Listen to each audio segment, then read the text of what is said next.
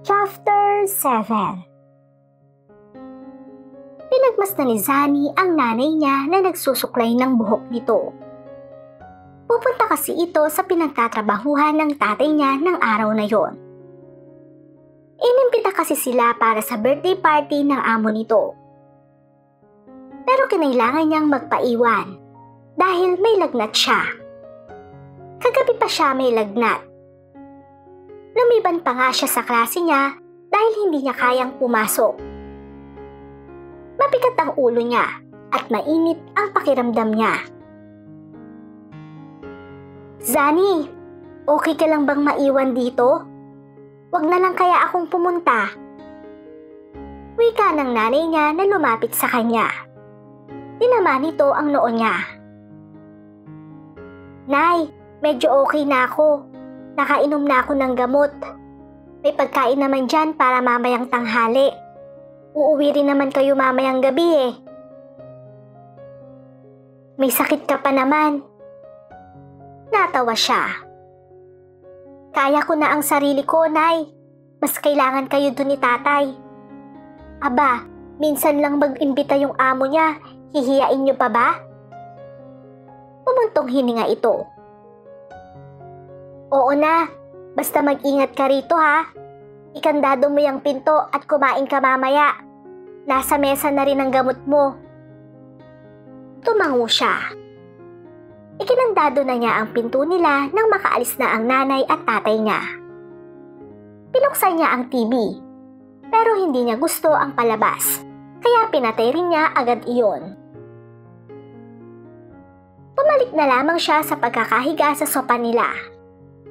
Inayos ang comforter at ibinalot sa katawan niya. Nararamdaman naman niyang hindi iyon ganoon kalalang sakit. May sinat lang siya. Carry lang niya yon. Kinuha niya ang cellphone niya nang marinig ang pagtunog ng message alert tone niyon. Bahagya siyang napabangon nang makitang galing ang text kay JK. Kakabog-kabog ang dibdib na binasa niya ang nakalagay sa text nito. Bakit absent ka? Nagmamadaling nag-type siya ng isasagot rito. Pero natigil siya nang mapagtantong wala pala siyang load. Nakalimutan niyang magpa-load. Nagpalitan sila ni JK ng numero nung lumabas sila para kumain ng pizza. Napatingin siya sa labas. Makulimlim ang panahon. Baka abutan siya ng ulan kapag lumabas pa siya. Natampal niya ang noo. Bakit kasi ngayon pa siya walang load? Wrong timing naman oh. Muli siyang nahiga. Nalulungkot pa rin dahil hindi niya na-replyan si JK. Hanggang sa nakatulugan na nga lamang niya yon. Nagising siya sa boses na tumatawag sa pangalan niya. Zani! Si JK ba yun? Napahawak siya sa upuan nang mahilo siya sandali pagkatayo niya. Huminga siya ng malalim at binuksan ang pinto. JK? Kulat na bulalas niya nang si JK ang tumambad sa kanya. Ang akala niya ay nananaginip lamang siya kanina nang marinig ang tinig nito. Nakasuot pa ito ng nursing uniform.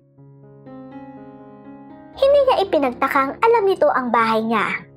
Dahil nung araw na kumain sila ng pizza, ay nagpresenta itong ihatid siya. Kumunot ang noo nito at bago pa siya makaatras, ay nahawakan na nito ang noo niya. You're sick? No, I'm not sick. Hindi ako baliw. Kumunot ang noo nito at bahagyang pinisil ang ilong niya. May sakit ka, ang corny mo pa rin. Natawa siya. Halika, pasok. Napatingin siya sa dala nitong supot. May logo iyon ng isang kilalang restaurant malapit sa eskwelahan nila. Anong oras na ba? Tanong niya. Siya na rin mismo ang nakasagot sa tanong niya nang makitang 12:00 na ng tanghali. Naku, kailangan ko nang kumain. Kung hindi pa ako nagpunta rito, malamang na natutulog ka pa rin. Ang sarap ng tulog ko eh. Nakangising wika niya. Umupo ka na muna, ako na ang maghahanda ng pagkain. Kinikilig na tumalima siya. Doon na siya pumwesto sa upuan sa tabi ng mesa nila habang pinapanood ito sa ginagawa. Mabilis ang kilos nito habang inaalis sa styrofoam ang binili nitong pagkain. Inilagay nito iyon sa mesa. May iniwang pagkain si Nanay Rian, sabi ni Zani. Binuksan ng binata ang may takip na lalagyan nila ng ulam. Nilagang baka pa yon na ulam nila kaninang umaga. Halika na, kailangan mong kumain para makainom ka ng gamot. Kahit hindi niya masyadong malasahan ang pagkain, ay magana pa rin niyang kinain yun. Thank you ah. Nag-alala ko nang hindi ka nag-reply kanina sa text ko. Ang sabi ni Badet ay may sakit ka, kaya pinuntahan kita. Nasaan ba ang nanay mo? May importanteng lakad eh. Nagpaiwan na lang ako rito.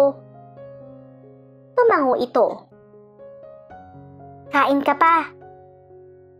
Tumango siya, kahit parang ayaw na niya. Pero tama ang binata. She had to eat. Busog na busog siya nang matapos na niyang kumain. Si JK ang kumuha ng mga gamot niya at pinainom siya. Gusto niyang ngumiti ng ngumiti. Naroon ito at inaalagaan siya, kahit hindi kailangan. Naka-nursing uniform pa ito habang nakaalalay sa kanya. Kung ganoon kagwapo ang mag-aalaga sa may sakit, ay malamang na bukas din ay gagaling na. Muli siyang naupo sa sofa. JK, hayaan mo na yan. Ano ka ba? Ako na ang magliligpit niyan. Wika niya sa binata nang makitang inililigpit nito ang pinagkainan nila at dinala sa lababo. Okay lang ako, sagot nito. Napabuntong hininga na lamang siya nang marinig na hinuhugasan na nga nito ang mga pinagkainan nila. Nanahimik na lamang siya at binuksan ang TV. Nang magbalik ito ay nakita niyang may tilamsik na ng tubig ang uniform nito. Ayan tuloy, nadumihan ka pa. Nagkibit balikat lang ito at naupo sa tabi niya. Kumusta ang pakiramdam mo? Medyo okay na. Hindi naman grabe tong sakit ko eh. Mabuti pa, bumalik ka na sa school. Baka malate ka pa sa klase mo. Wag na, isang subject lang naman ang klase ko ngayong hapon. Ang importante ay may kasama ka rito. Mamayang gabi pa ang dating ng mga magulang mo, di ba? Tumango siya. Pero, no more bats, Maria. Naninindig pa rin ang mga balahibo niya kapag may tumatawag sa kanya ng Maria. Kasama na lamang niyang nanood ng palabas si JK, habang nakasandal siya sa sofa at yakap ang unan. Ito naman ay naroon sa kabilang upuan. Itinutok na lamang niya ang mga mata sa TV. Ilang sandali pa ang lumipas nang magdesisyon siyang tingnan ito. Napabungis siya nang makitang nakatulog na pala ito. Umayos siya ng pagkakahiga at humarap dito. Ang gwapo pa rin nito kahit nakapikit. Gusto na tuloy niyang titigan na lamang ito. Napangiti siya. Nakatulugan na niya ang pagtunghay sa mukha ni JK. Biglang iminulat ni JK ang kanyang mga mata. Hindi niya namalayan na nakatulog pala siya. Tumambad sa kanya ang nakapikit na si Sunny habang yakap ang isang unan. Agad siyang napangiti nang matunghayan ang payapang mukha ng dalaga. She was breathing silently. She looked so cute lying asleep like that. Para tuloy mas gusto na niyang titigan ito. Tumingin siya sa wristwatch niya. 4:00 na ng hapon. Kinuha niya ang nahulog na comforter at ikinumot yon kay Sunny. Nang hawakan niya ang noo nito ay namamawis na ito. She needed to change out of her clothes. Nag-aalalang ginising niya ang dalaga. JK? Natawa siya sa reaksyon ng dalaga.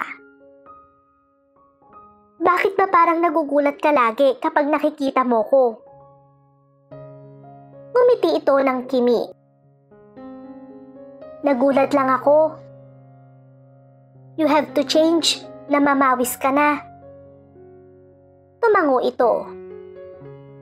Thank you, magpapalit lang ako. Sinundan na lamang niya ng tingin ang dalaga na pumasok sa kwarto nito. Bumalik siya sa pagkakaupo. He had no idea what he was doing. Ni minsan ay hindi niya inisip na magiging malapit sila sa isa't isa. Masayang kasama si Sunny, kahit na nararamdaman niyang minsan ay nahihiya ito sa kanya. Bakit nga ba siya lapit ng lapit dito? And I'm falling for her? Hindi iyon imposible. Sunny was pretty in her own way. Kahit na nga simpleng namit ay bagay na bagay rito. And she made him smile more often. Merienda tayo. Alok ni Sunny. Napatingin si JK dito. Natapos na pala ito nang hindi man lang niya namamalayan. Tumayo siya at tumango. Saan ba pwedeng bumili ng pagkain? Lumapit ang dalaga sa kanya at kinuha ang kamay niya. Hinila siya nito sa kusina. Hindi mo na kailangang bumili. May nilagang saging na luto si nanay kanina. Iinitin ko na lang. Kumakain ka ba nito? Nakangiting tanong nito. Her smile had always been his weakness. Napapatitig na lang siya rito kapag gumingiti ito sa kanya. Parang namamagnet siya na hindi niya maintindihan. He loved her pink lips, lalo na ang maliit na nunal sa ibabang bahagi ng gilid ng mga labi nito. Kumakain ako niyan, Sunny. Ang sarap kaya niyan. Sagot niya ng makabawi. Maupo ka na muna.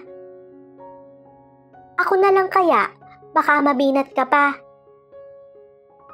Hinarap siya nito. Nurse JK, okay lang ako. Wala na nga ang init na nararamdaman ko kanina. Tsaka iiinit ko lang naman tong saging. Wala na siyang nagawa kundi umupo na lamang at panoorin ito. Nang matapos ito sa ginagawa ay naupo na rin ito. Nakakahiya na sa'yo. Sobrang naabala na kita.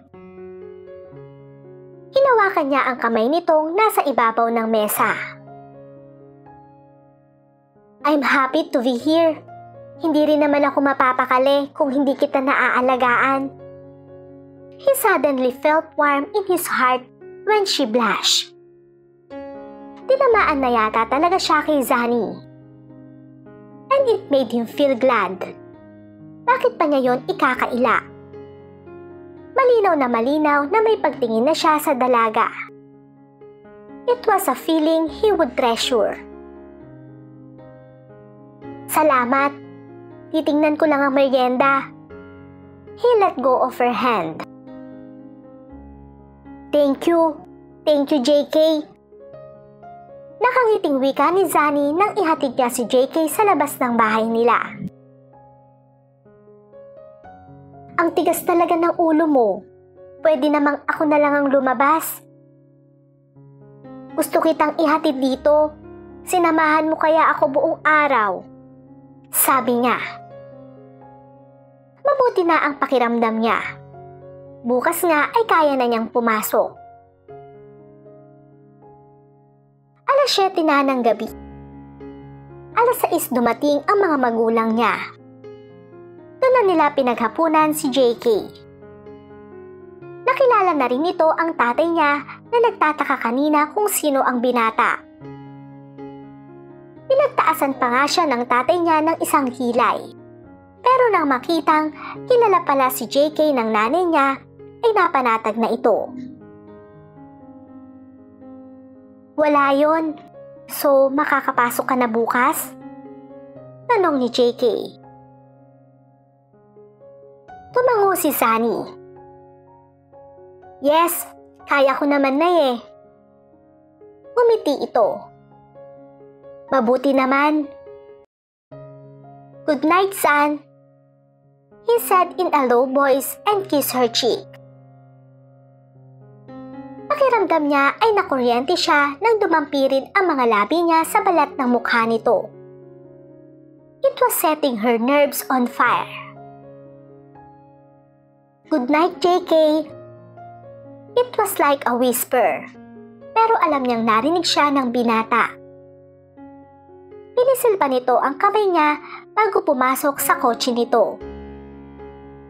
Wala sa sariling hinaplos niya ang pisnging hinalikan nito. Okay na talaga ang pakiramdam niya. Zan!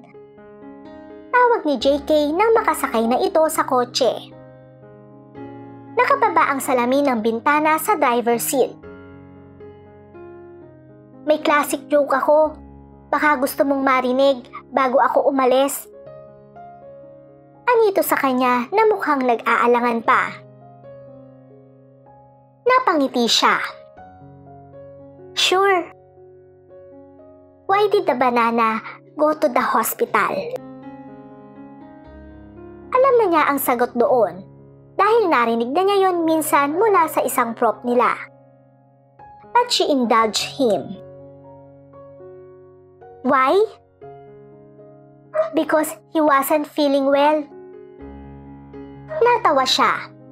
Not because of the answer, but because of the way JK said it.